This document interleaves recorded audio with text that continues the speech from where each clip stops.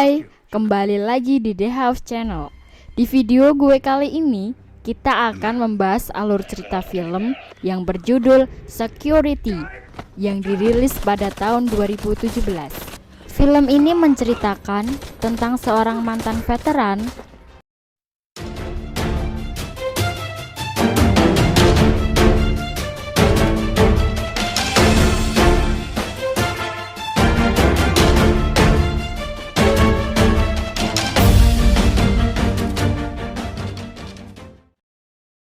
bernama Eduardo Diaken atau akrab dipanggil Eddie.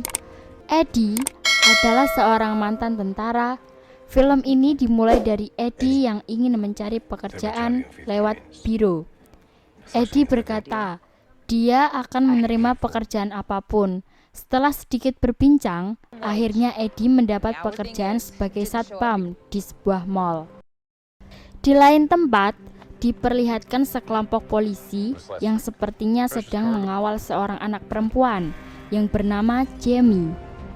Mereka melanjutkan perjalanan sampai tengah malam dengan kondisi cuaca saat itu hujan lebat dan apesnya di sana mereka juga tidak mendapatkan sinyal. Setelah beberapa lama kemudian, tiba-tiba mereka dicegat mobil yang berada di depan mereka. Dan mereka ternyata adalah sekelompok penjahat yang diketuai oleh seseorang yang bernama Carly.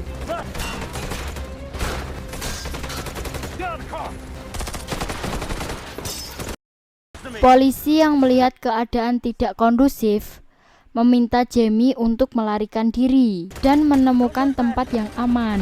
Para polisi yang mengawal Jamie yang jumlahnya 9 pun tewas. Setelah peperangan itu berakhir, Carly memerintahkan kepada anak buahnya untuk segera membersihkan tempat itu agar tidak meninggalkan jejak apapun. Di sisi lain, di malam hari pertamanya bekerja, Eddie diperkenalkan kepada rekan-rekannya. Ada yang bernama Johnny, Mason, Vance, dan seorang wanita bernama Ruby. Setelah acara perkenalan singkat itu, mereka pun mulai bekerja.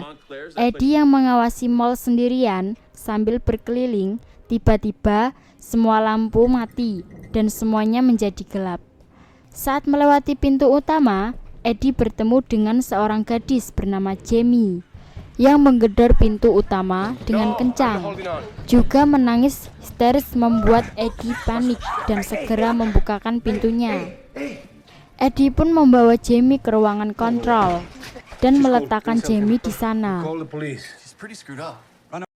Berapa jam kemudian, mall mereka didatangi oleh seseorang laki-laki tua yang bernama Carly. Awalnya, untuk mengecoh mereka, Carly mengaku bahwa dia adalah ayahnya Jamie dan mengatakan bahwa Jamie kabur dari rumah. Eddie bersama rekannya yang bernama memberi banyak pertanyaan kepada Carly karena masih curiga pada Carly. Saat Jamie dibawa ke hadapan Carly, dengan kagetnya Jamie berteriak dan lari dengan kencang. Carly mengatakan jika Eddie dan teman-temannya mau memberikan Jamie, maka dia akan memberikan uang yang jumlahnya fantastis sebagai uang tutup mulut, dan jika mereka menolak, Carly mengancam akan membunuh mereka semua. Eddie dan rekannya pun menolak dan segera mengunci pintu. Selepas kejadian tadi, Eddie dengan segera mencari Jamie. Akhirnya, Jamie keluar dengan menodongkan pistol yang sebenarnya tidak berpeluru ke arah belakang tubuh Eddie. Setelah itu, Eddie dan Jenny pun segera menemui yang lain di ruang kontrol. Di sana, mereka membuat dan membahas tentang langkah mereka selanjutnya. Mason juga mengetahui bahwa sebenarnya Jamie adalah seorang saksi yang mengetahui tentang kematian dan pembunuhan ayahnya. Dan Jamie seharusnya berada dalam perlindungan FBI.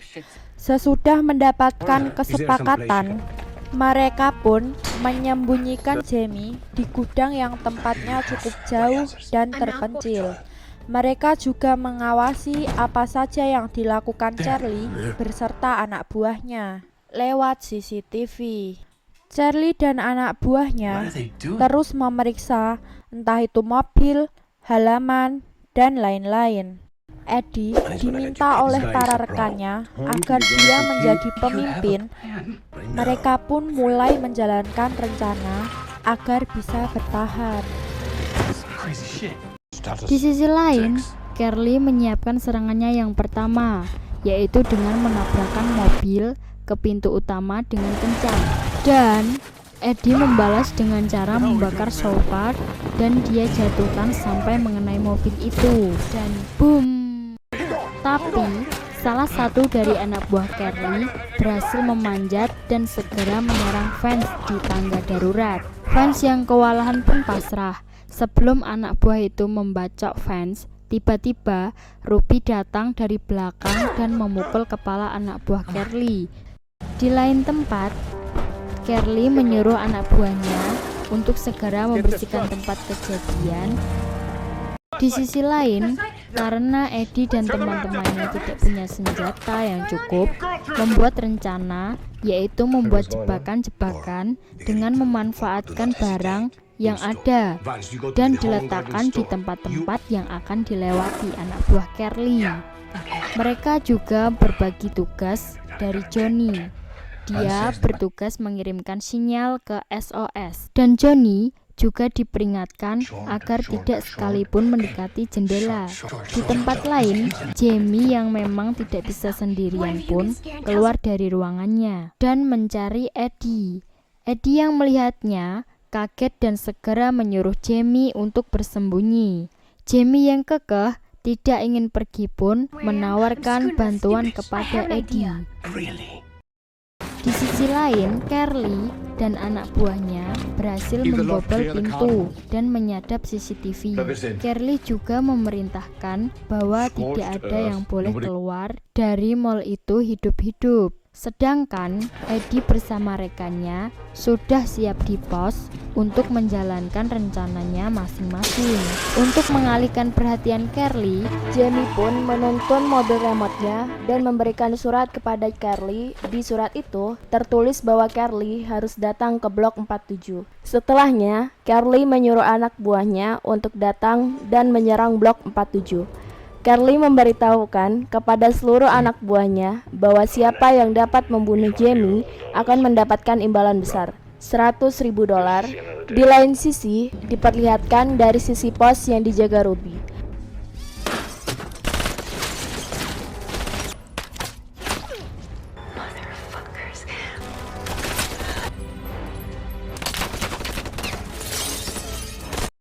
Yang akhirnya Ruby pun berpura-pura mati untuk mengecoh mereka. Sedangkan di tempat lain, Mason berhasil mengambil senapan dari para penjahat itu dan menumbangkan beberapa dari mereka. Setelah itu, Eddie menghubungi rekannya menggunakan walkie untuk mengetahui keadaan.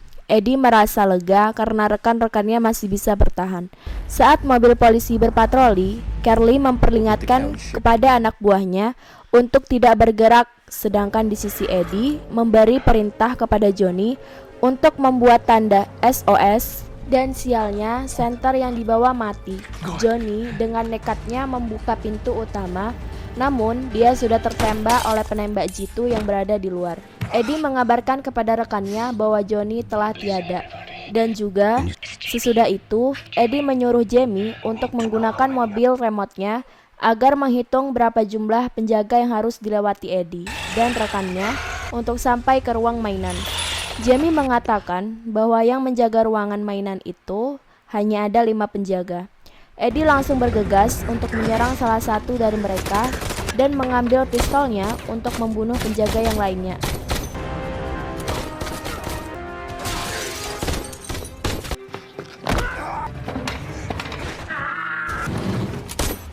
Vance dan Ruby keluar dari posnya, namun mereka ketahuan dan diserang oleh para penjaga itu.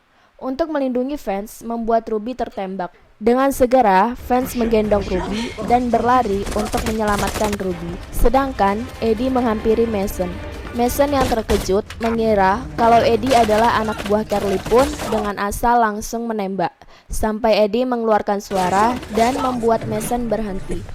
Setelah menit-menit menegangkan itu, akhirnya Eddie bersama rekannya, juga Jamie, berhasil sampai ke ruangan mainan itu. Di sisi lain, Carly yang geram melihat banyaknya anak buahnya yang mati, membuat dia tidak sabar dan segera turun tangan. Sedangkan Ruby yang terlambat diselamatkan akhirnya pun tewas, membuat Vance terpukul. Di lain tempat, Eddie dan Jamie bersembunyi. Eddie juga memberikan boneka beruang yang ternyata ada senjata penyengat listrik agar Jamie bisa melindungi diri jika terjadi sesuatu. Di lain sisi, Carly menghubungi Eddie untuk melakukan penawaran terakhir agar menyerahkan Jamie. Tapi dengan tegas, Eddie menolak tawaran itu. Sedangkan Mason yang sedang mengawasi kamera CCTV melihat adanya mobil polisi yang lewat dan segera memberitahukannya kepada Eddie. Saat itu juga, Eddie melihat adanya truk komunikasi yang digunakan oleh hacker Carly untuk memutuskan sinyal radio Mal. Dengan segera, Eddie turun untuk memusnahkan mobil itu dan kebetulan Vance juga turun untuk membalas dendam kematian Ruby.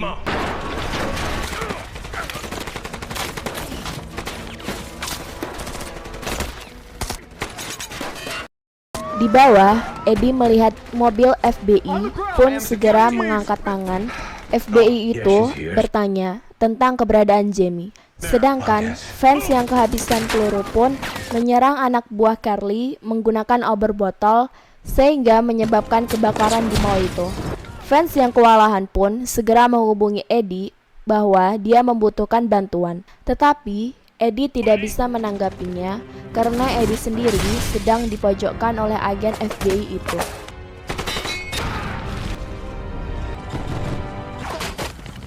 Di lain tempat, FBI menyuruh Eddie agar segera memberikan Jamie kepada mereka. Eddie memberitahukan kepada Vance bahwa mereka harus membawa Jamie ke bawah.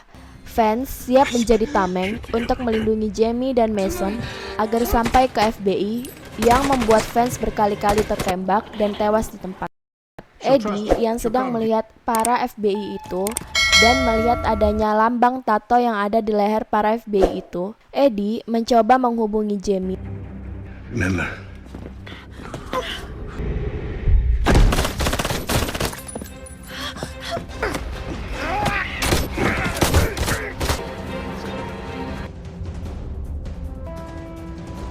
Karena khawatir, Eddie segera menghubungi Jamie dan menanyakan keberadaannya. Di situ, Jamie juga mengatakan bahwa Vance juga tewas. Setelahnya, Eddie meminta Jamie untuk mengambil radio yang lain dan segera bersembunyi, setidaknya sampai Eddie di sana. Setelah radio itu diaktifkan, Jamie harus segera menghubungi bala bantuan. Sedangkan Eddie berusaha keluar untuk memusnahkan truk komunikasi tersebut. Hanya itu cara agar sinyal radio bisa kembali berfungsi. Di lain tempat, Carly yang mendengar percakapan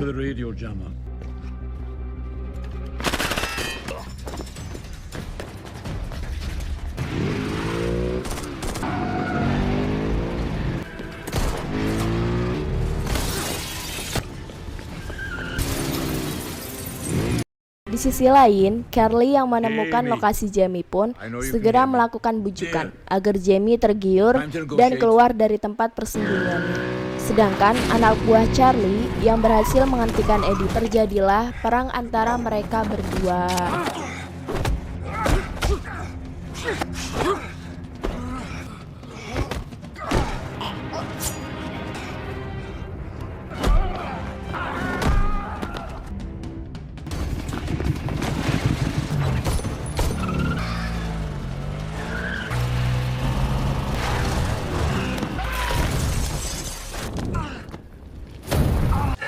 Jamie!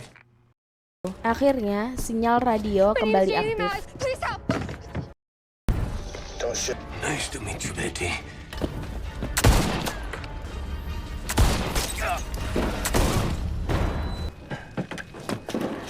Setelahnya, Carly menangkap Jamie bersamaan dengan Eddie yang datang.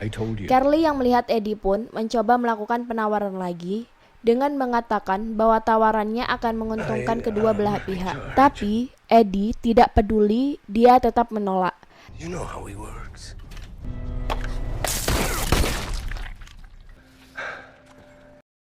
Setelah pertarungan mereka selesai, bertepatan dengan datangnya para polisi, Eddie dan Jamie pun keluar. Di sana, Eddie juga melihat Vance yang ternyata selamat dimasukkan ke dalam mobil.